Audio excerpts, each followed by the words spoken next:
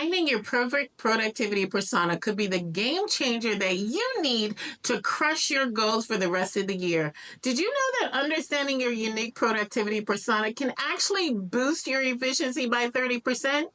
In this video, I'm going to introduce you to the first of 3 productivity personas that can help you work smarter, not harder in 2024. Now, look, many Christian women struggle with productivity, okay? Whether you're caring for a loved one, working a job, building a business, or volunteering in your community, like there is always someone or something vying for your attention. I get it. Personally, as a wife, a mom, a small business owner, a volunteer, and a former church administrator, y'all, I know how hard it can be to really find the harmony between everything that requires your attention without feeling overwhelmed and guilty, and not to mention the need to actually get some sleep. Now, I know there were times in my life when I really felt disappointed in myself because I thought I should be able to do it all. After all, like that's what Proverbs 31 makes it look like, right? But we're not going to get into that. That's for another day. But one day I woke up and I went on a personal strike. And in my frustration, I stopped doing everything. It was wild, y'all. I stopped being mentally and physically and emotionally available for my family. But guess what? Like, that wasn't the answer. That was the wrong answer, okay? The answer was committing to understanding my own productivity style. Now, I will be the first to tell you, like, this isn't going to happen overnight. Where I am now is a result of years of trial and errors, coupled with so much experimentation along the way. Here's what I want you to know. As I learned what worked for me, I was able to create enjoyable habits, which helped me to transform my approach to productivity. Like so many of us struggle to get it all done, and nothing, and I promise you, nothing will ever change unless you choose to change it. Like, have you ever felt like you're putting in all of your time and all of your effort, but you're not seeing any of the results?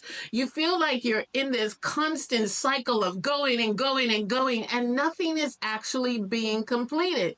Like for me, I actually believe that this is why so many women think that they're behind in life.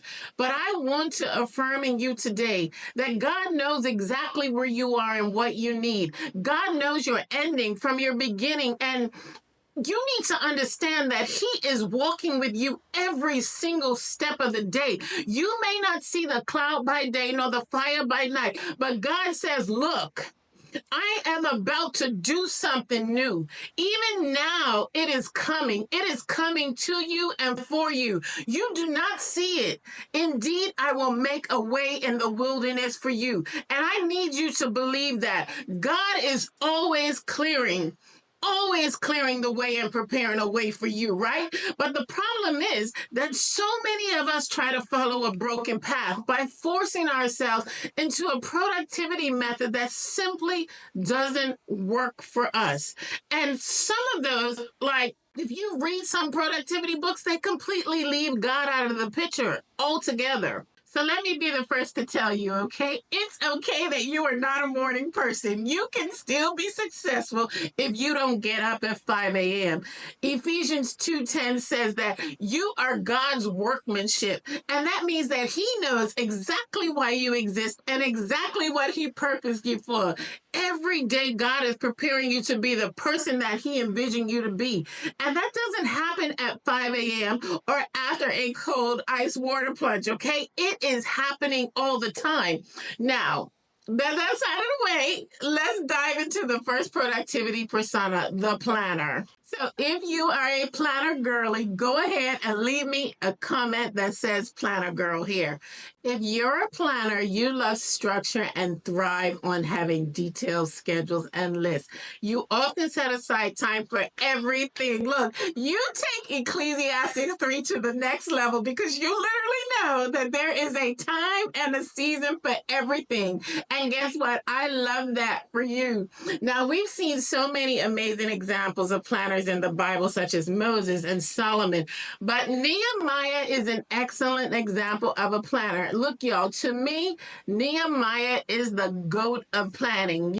So I want to take a step back for a moment and look at Nehemiah. Now, Nehemiah is living a good life, y'all, and he is grieved when he hears about the broken walls in Jerusalem. Now, just like any good planner, Nehemiah is not like, okay, I'm going to just rush into it and do the thing. Instead, he takes the time to fast, he takes the time to pray, he takes the time to plan and seek permission from the king before starting his work. Now, Nehemiah is meticulously, y'all. He organized the rebuilding of the wall. He assigned specific tasks to the different groups, and he set clear goals for what they were going to accomplish in the next 52 days. Now, I want to ask you this, and I don't want you to take this personally, okay? How much have you accomplished in the last 50 days? How much of what you know God is calling you to have you set aside the time in your schedule, in your life to do the thing?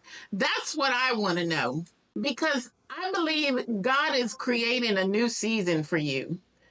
And in that season, he is asking you to prioritize the things that he has called you to in your life. In that season, he is asking you to get up and show up and do the things that you know he has purposed in your heart. And he has purpose in your heart for you to do, okay? So Nehemiah's structured approach ensured that like the work was being completed efficiently. And this was despite facing opposition and challenges, you all, because I know that we all have opposition and challenges in our life. But Nehemiah said, despite those challenges and opposition, I'm still going to get it done. So I'm going to tell you right now, if writing the vision and making it plain was a person, it would absolutely be Nehemiah. As a recovering planner girl, I remember purchasing my first Happy Planner, even before it was like actually in mainstream stores, right? Because planning for me had just become such a source of peace. It was such a source of joy. Like I bought all the planner stickers, the stems, the washi tape a girl could ever want. Like if it was something to do with planning, like I had it, y'all. But here's the truth I need you to understand. I was spending more time decorating my planner than actually doing the work. I'm ashamed, okay?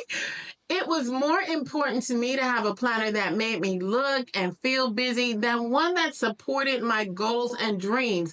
And y'all, I want you to be able to walk forth, do the things that you know God is calling you to do, and also make it enjoyable for you, because I was missing part of those things. So for me, every box of every day of every hour had to have something in there, because a planner girl should be busy, right? Here's what makes Nehemiah exceptional. He was an effective planner and a skillful executioner. In other words, y'all, he got the job done, because I need you to understand that half done is still undone. And as women of God, we need to finish what we start. We are starting so many things and not finishing them. Come on, Jesus. We are starting too many things that God has called us to do, and we are not finishing them. God has not called us to have that over our life. He has called us to be finishers. He has called us to be overcomers. He has called us to be doers in this faith walk. And I need you to understand that whatever God is putting you, whatever he has told you pick up, whatever mandate he has put over your head, he needs you to finish it.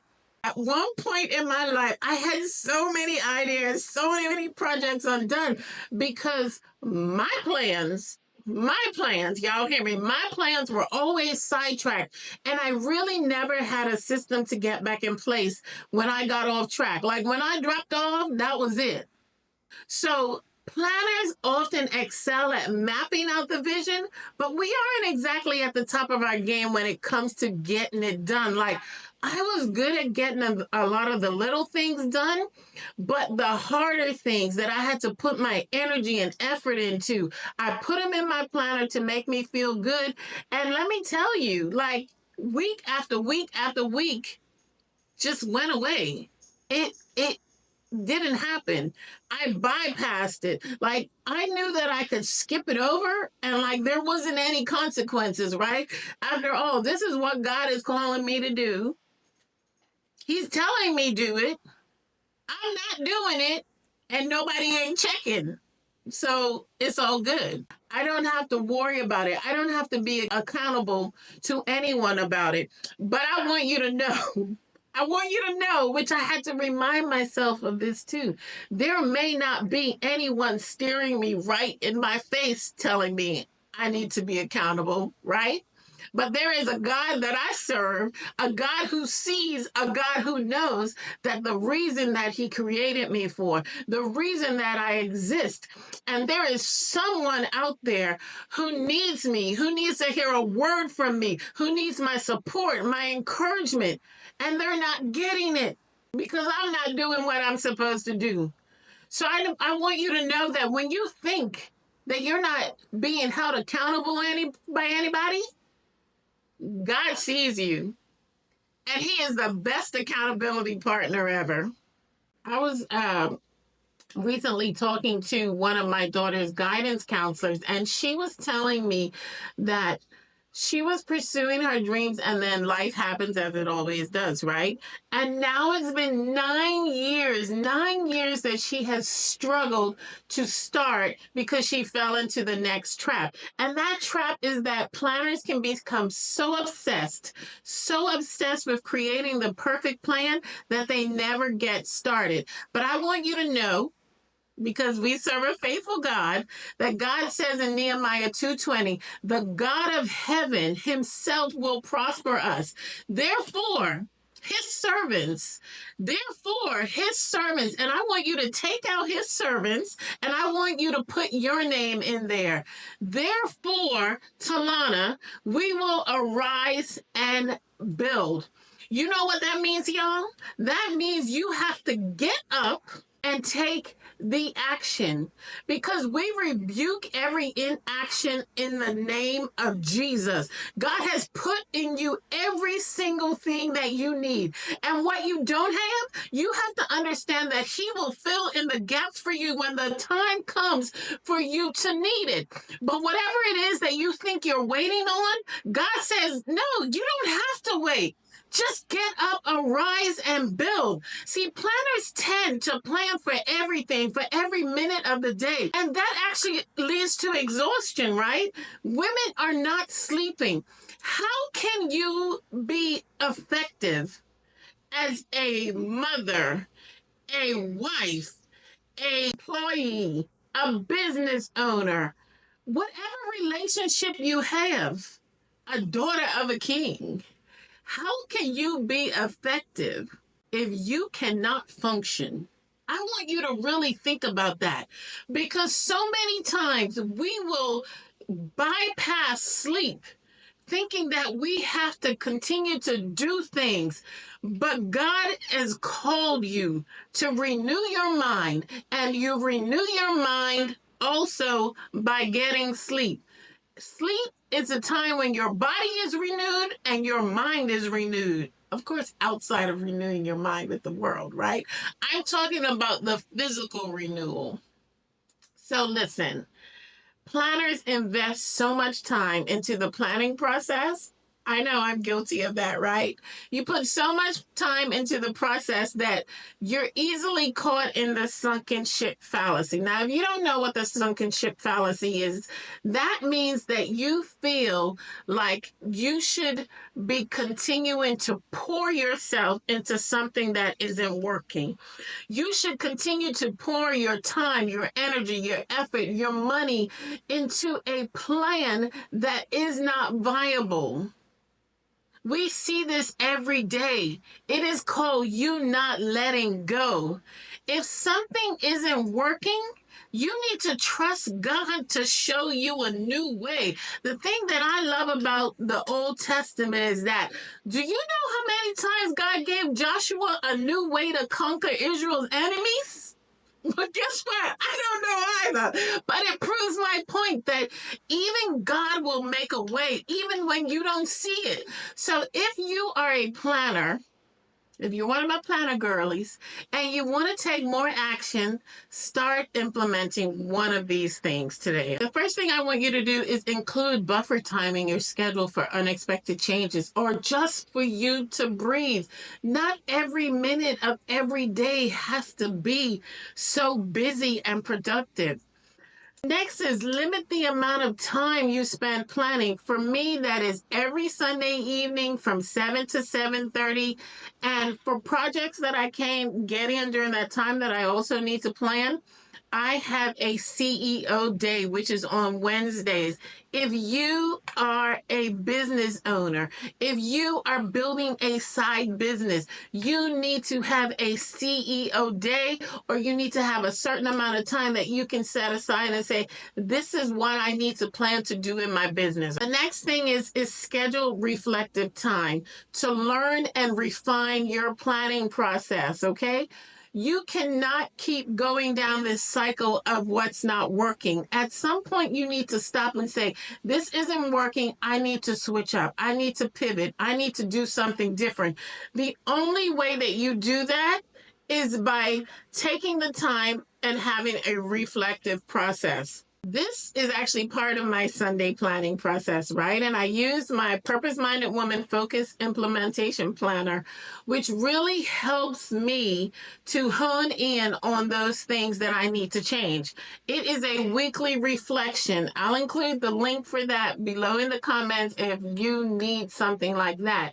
The next thing is that you need to really embrace a mindset for flexibility and uncertainty to reduce the fear that your plans will fail. Now, I am a person who did not like change, right? Uncertainty doesn't feel good, right? But I really feel like when you're leaning into your uncertainty, you're not allowing God to control the situation. And I had to ask for forgiveness for that because that's where all of my doubt, all of my fear, all of my insecurity was coming from. And even anxiety comes from that as well. But I had to put myself in a position to trust God. And the only way that you begin to do that is when you're willing to embrace the mindset that God always knows where you are. He always knows what you need. And that is what will help you be more flexible with change. Also, embrace excellence over perfection. So you can still make progress even when conditions aren't ideal. I want to tell you, if you are somebody who is constantly striving for perfection, what is it costing you? Because I will tell you right now, how does a perfectionist learn? How does a perfectionist learn if they never put anything in the world? Because they're always holding back. You are always going to be in a state of learning. So if you are here right now and you know that you haven't done something that you know you need to do, that you could do, because you think it isn't perfect, unless you put it out into the world, you are not going to figure out what is missing from it, the thing that you need to add to it. So stop holding on to it. Stop hoarding it. It is enough because you are enough. I didn't say so. God said so. So if you identify with the planner girly, right? If you're one of my planner girlies, here are 3 questions for you to journal so that you can execute like Nehemiah. First off, what system do you have in place for identifying the things that you're not doing? Second, how much breathing room do you actually have in your planning? Is there time for you to stop and just have a moment with yourself? Or are you using every single hour of every single day to do things for you, for other people? A lot of people suffer from spiritual disconnection because of this. They spend too much time doing things for other people and don't put any time into their schedule for themselves. And then the last thing is, in a moment of transparency, ask yourself, am I planning more than I am actually doing? I'm going to repeat that because I needed to hear that too. Am I planning more than I actually am doing? Because a walk of faith is really a balanced blend between planning, prayer, and action, okay? I need you to get that. A walk of faith is a balanced blend between prayer, planning, and action. So if you found this video helpful, don't forget to like, subscribe, and share. And if this is your persona, leave that for me in the comments and let me know. So y'all, I am so excited, right? Because in the next video, we're going to dive into the second productivity persona, the prioritizer. I want you all to know that this is my first YouTube video, y'all, and the devil is a liar, right? Because halfway through this video, my camera shut off. So I hope you enjoyed the video, and I know that God has something so great in store for you, and I hope to see you next time.